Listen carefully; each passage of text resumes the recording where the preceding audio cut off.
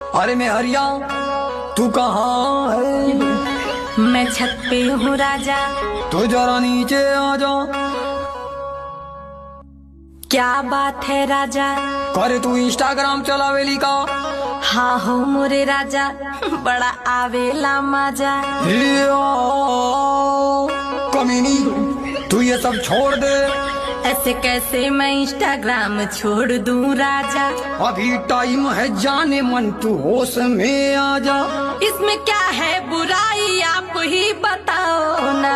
देखो पूरे गांव में मेरी नाक तुम कटावो ना। अरे राजा जी, इसमें पैसा बहुत मिलता है। तेरी वीडियो से कितनों का नियत बिगड़ता है। जो जैसा सोचता है सोचे, उसमें मैं क्या करूं? तू इंस्टाग्राम पे वीडियो बनावल बंद करूं। देखा राजा, एमे फिल्टर बहुत कमा